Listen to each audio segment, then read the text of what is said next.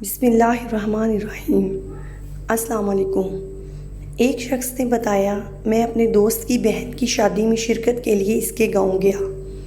یہ ایک پرسکون جگہ تھی۔ اس گاؤں میں میری حیرت کا مرکز یہاں کا ایک عام سا موچی تھا، لیکن آپ کو سن کر حیرت ہوگی کہ اس کی شہرت کی وجہ اس موچی کے ہاتھ کا ہنر نہیں تھا، بلکہ کچھ اور ہی تھا۔ اور اس کی اس پراسرار عادت کی وجہ سے لوگ اس موچی سے اپنے جوتے مرمت کروانے آتے تھے۔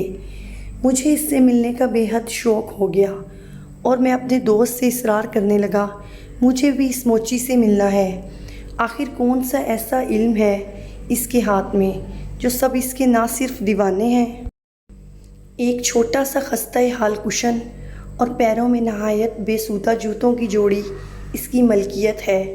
درخت کی جڑ سے بنے سیمٹ کے پکے تھڑے پر اس کی چھوٹی سی دکان قائم تھی۔ شہزاد نے مجھے بتایا کہ اس درخت کی جڑ کو اس موچی کی ملکیت سمجھو۔ گاؤں والوں نے لاکھ کوشش کی، لیکن اس موچی نے اس جگہ کو کسی قیمت پر نہ چھوڑا۔ اب سب کے سب تھک ہار کر باز آ گئے ہیں۔ یہ موچی پچھلے 32 سال سے یہیں پر اپنا اڈا جمائے ہوئے ہے۔ جب شہزاد یہ سب بتا رہا تھا، اس وقت ہم یہاں سے گزر رہے تھے، لیکن اس وقت اسلم موچی اپنی برائے نام اس دکان میں موجود نہیں تھا۔ مجھے شہزاد نے بتایا کہ اس موچی کی شہرت کی ایک اور بڑی وجہ ہے، اور یہ کہ اسلم موچی کسی کا جوتا اپنے ہاتھ میں لے کر اس کے آنے والے کل کا حل بتا سکتا ہے اور اسے آنے والی کسی بڑی مصیبت سے آگاہ کر سکتا ہے، تاکہ وہ اس مصیبت سے خود کچھ حد تک بچ سکے۔ اب میرا تجسس اور بڑھ گیا اور میرا دل چاہ رہا تھا کہ کسی بھی طرح اس موچی سے بات چیت کروں، لیکن وہ اس وقت وہاں موجود نہ تھا۔ ہم یہاں شہزاد کی والدہ کے جوتے مرمت کروانے آئے تھے۔ ہم اسی درخت کے تھڑے پر انتظار کرنے کے لیے بیٹھ گئے۔ اس دوران میں نے شہزاد سے پوچھا کہ یہ کیسا علم ہے اس کے پاس، اور اگر وہ موچی ہے تو اس قدر گہرے علم کا مالک کیسے بنا۔ مجھے بتایا گیا کہ آج سے تقریباً 35 سال پہلے اس موچی نے یہاں درخت کی جڑ کے قریب درخت کی چھاؤں سے فائدہ اٹھانے کے لیے یہاں پر بیٹھنا شروع کر دیا۔ وہ یہاں پر لوگوں کے جوتے مرمت کرتا تھا، لیکن گاؤں میں اور بھی موچی تھے۔ وہ بہت غریب تھی، کپڑوں پر جگہ جگہ پیوند لگے تھے، ننگے پاؤں کھڑی تھی اور اپنے جوتے ہاتھ میں تھام رکھے تھے۔ اسلم کے قریب آ کر کہنے لگی، بیٹا کیا تم میرا جوتا سلائی کر دو گے؟ اسلم نے نہایت احترام کے ساتھ کہا، کیوں نہیں ماں جی۔ لیکن وہ بڑھیا ایک دم بولی، مگر میرے پاس تو تم کو دینے کے لیے پیسے نہیں۔ گاؤں کے سبھی موچیوں نے مفت میں میرے جوتے مرمت کرنے سے انکار کر دیا ہے۔ اسلم نے اپنا سامان زمین پر بچھاتے ہوئے اس بوڑھی کو احترام سے وہاں بٹھایا اور کہا، ماں جی، بیٹے کبھی اپنی ماں سے پیسے لیتے ہیں؟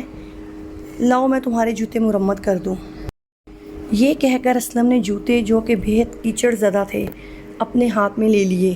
وہ بوڑھی کچھ لمحے خاموش رہنے کے بعد بولی، مجھے لگتا ہے ان جوتوں کا صحیح حقدار مجھے آج مل گیا ہے۔ بڑھیا کے الفاظ سن کر اسلم چونک پڑا۔ اس نے دل میں سوچا، اتنے بوسیدہ جوتوں کو اب بھی کسی کی ملکیت ہونا چاہیے کیا؟ لیکن خیر، وہ اماں کے احترام میں خاموشی سے اس کی باتیں سننے لگا۔ بڑھیا نے اپنی بوسیدہ قمیص کی جیب میں سے ایک حقیقی انگوٹھی نکالی اور اسلم کو دے دی۔ ساتھ ہی ساتھ اس نے آہستہ آہستہ کچھ بڑبڑانا شروع کر دیا، جیسے کچھ پڑھ رہی ہو۔ پھر اٹھی اور اس درخت کے گرد ایک دائرہ کھینچ کر کہنے لگی، یہ لو بیٹا، آج سے میرا سارا علم تمہارا ہوا۔ تم جب یہاں بیٹھ کر کام کرو گے، ان جوتوں کو پہنے رکھنا اور اس انگوٹھی کو بھی۔ اس کے بعد وہ بوڑھی اسلم کے پاس سے چلی گئی۔ اسلم کو کچھ سمجھ نہ آیا، لیکن اس نے بوڑھی کی سبھی باتوں پر عمل کیا۔ وہ جب بھی اپنے اڈے پر کام کرتا، ان جوتوں کو پہنے رکھتا۔ اس کے پاس گاہکوں کی لائن لگی رہتی۔ ایک وقت وہ بھی تھا جب پورا دن ایک بھی گاہک نہ آتا۔ ایک وقت ایسا آ گیا کہ اسلم موچی کے پاس گاہکوں کی بڑی لائن کھڑی رہتی۔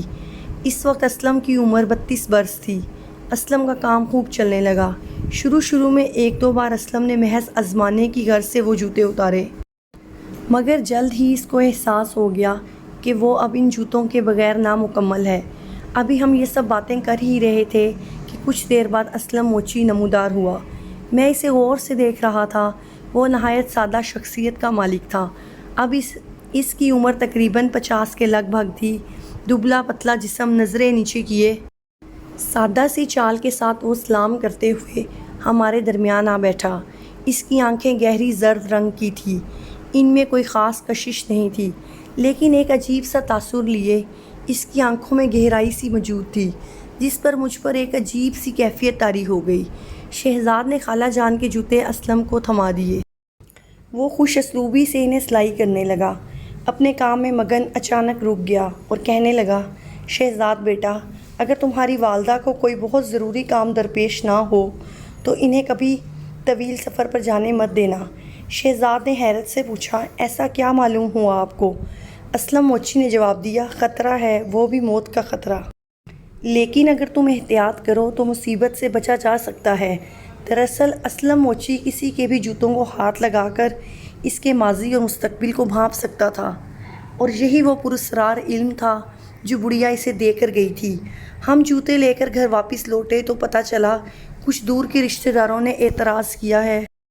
اگر شہزاد کی والدہ شادی کا دعوت نامہ خود لے کر نہیں آئیں گی تو ہم شادی میں شرکت نہیں کریں گے، لیکن ہونی کو کون ٹال سکتا ہے؟ لاکھ کوششوں کے باوجود بھی خالہ جان کو دوسرے شہر جانا پڑ گیا، اور راستے میں بس کو ایک حادثہ پیش آ گیا اور بس ایک کھائی میں جا کر گر گئی اور خالہ جان کا انتقال ہو گیا۔ ان کا ہنستا بھستا گھر موت کے ماتم میں تبدیل ہو گیا۔ میری تو عقل معاف ہو کر رہ گئی تھی کہ کیسے ایک شخص محض جوتوں کو ہاتھ لگا کر یہ بتا سکتا ہے کہ ان جوتوں کو پہننے والے کے ساتھ کیا معاملہ درپیش ہوگا۔ کچھ دنوں کے بعد سادگی سے شادی ہو گئی۔ اب میں نے واپس اپنے گھر جانے کا ارادہ کیا۔ شہزاد مجھے گاؤں کی سیر کروا رہا تھا۔ اچانک میرا جوتا ٹوٹ گیا اور ہم اسے سلائی کروانے کے لیے اسلم موچی کے پاس لے گئے۔ اسلم بھائی نے میرے جوتے سلائی کرتے کرتے مسکرانا شروع کر دیا اور کہنے لگا، مجھے کچھ وقت لگے گا، چاہو تو کچھ دیر بعد لے لینا۔ پھر کچھ دیر رک کر مجھے مخاطب کر کے بولا، واہ بھائی، تم قسمت کے تو بڑے دھنی ہو، آنے والے چند سالوں میں ہی تم بلندیوں کو چھوؤ گے۔ میں حیران تھا، حالانکہ میں اس کی پیش گوئی کا ثبوت اپنی آنکھوں سے دیکھ چکا تھا، پھر بھی میرے یقین میں کچھ کمی سی تھی۔ خیر، ہم سامان سمیٹے اور واپسی کی تیاری کرنے کو واپس چل پڑے۔ شام کو میری واپسی کی ٹرین تھی۔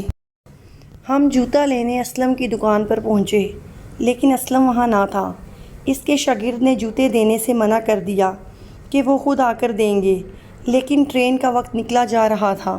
میں اسے زور دینے لگا تو شاگرد نے 3 جوڑے میرے سامنے رکھ دیے اور کہنے لگا، یہ لیجئے، جو آپ کا ہے وہ لے لیں۔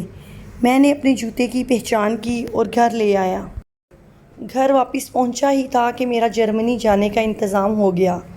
میں بلندیوں کے خواب دیکھتا ہوا جرمنی پہنچ گیا، لیکن میری قسمت نے اپنا پاسا پلٹ لیا۔ کچھ ہی دن گزرے تھے کہ ایک حادثے کی بنا پر مجھے جیل ہو گئی، وہ بھی 5 سال کے لیے۔ اسی دوران بہت تکلیفوں سے گزرنا پڑا۔ ہر لمحہ میں نے رو رو کر گزارا۔ ہر رات مجھے موت جیسی لگتی۔ میں ہر وقت دل ہی دل میں اسلم کو کوستا رہتا اور سوچتا کہ جس دن میں یہاں سے چھوٹ گیا، سیدھا اس کے پاس جاؤں گا اور اس کا گریبان پکڑ کر اسے اسی درخت کے گرد گھسیٹوں گا، اور بالآخر وہ قیامت خیز 5 سال ختم ہو گئے اور میں اپنے دل عہد کے مطابق واپس وطن پہنچتے ہی سیدھا اسلم کے پاس پہنچا۔ اسے دیکھ کر میری آنکھوں میں خون کے آنسو اتر آئے۔ وہ بھی جیسے مجھے اب بھانپ گیا تھا، چونک کر کھڑا ہو گیا۔ میں نے اس کا گریبان پکڑ لیا اور اس پر چلانے لگا اور اسی کیفیت میں سارا واقعہ سنا ڈالا۔ اسلم نے مجھے نہایت افسوس سے دیکھا اور کہنے لگا، دیکھو، جب تمہیں میرے شاگرد نے کہا تھا کہ میں خود آ کر تمہارے جوتے دوں گا، تب تم نے کیوں زبردستی کی؟ کیا تمہیں یقین ہے کہ تم اپنا ہی جوتا لے کر گئے تھے؟ میں قدرے حیرت میں آ گیا اور اسلم کا گریبان چھوڑ دیا۔ پھر کچھ دیر بعد سوچ کر مجھے یاد آیا کہ ہاں، اس دن 3 جوڑے تھے جن پر نام نہیں لکھا ہوا تھا، اور وہ تینوں تقریباً ایک ہی جیسے دکھائی دیتے تھے۔ میں نے بڑی مشکل سے اپنے جوتے کی پہچان کی اور لے گیا۔ اسلم نے جواب دیا، نہیں، میں کسی کی امانت میں خیانت نہیں کرتا۔ تمہارے جوتے آج بھی میرے پاس ہیں۔ تم اس دن کسی اور کا جوتا لے کر گئے تھے، اور نام میں نے تمہارے نام کے تقدس میں نہیں لکھا تھا۔ تمہارا نام عبداللہ ہے اور باقی دونوں بھی عبد الرحمن اور عبد الحمیم تھے۔ بھلا اللہ کے ناموں کو میں جوتوں پر کیسے لکھ سکتا تھا؟ اس لیے اپنے شاگرد کو کہہ دیا کہ جوتا میں خود واپس آ کر دوں گا۔ تم جس کا جوتا پہن کر گئے تھے اس کی قسمت میں 5 سال کی قید لکھی تھی، سو وہ تمہیں جھیلنا پڑی۔ تمہاری قسمت تو واقعی بلند ہے، اب تم اپنا جوتا لے لو مجھ سے۔ اسلم کی باتیں خنجروں کی طرح میرے دل میں پیوست ہو گئی۔ مارے دکھ کے میرا دل پھٹا جا رہا تھا، لیکن میں کیا کر سکتا تھا؟ اسلم نے مجھے میرے جوتے واپس دیے اور میرے پاس الفاظ نہیں ہیں کہ چند ہی ماہ میں مجھے میری نوکری میں اس قدر ترقی ملی کہ میں بیان نہیں کر سکتا۔ لیکن میری عقل آج تک اسلم کی پراسرار شخصیت کو سمجھنے سے قاصر ہے۔ لیکن ایک بات جو سمجھ میں آئی وہ یہ ضرور ہے کہ اپنی چیزوں کا بھرپور انداز میں خیال رکھنا کتنا اہم ہوتا ہے۔ اگر آپ کو میری سٹوری پسند آئی ہو تو پلیز میرے چینل کو سبسکرائب کریں اور بیل آئیکن کے بٹن کو دبانا مت بھولیں تاکہ آنے والی نیو سٹوری کا نوٹیفیکیشن آپ تک پہنچ سکے۔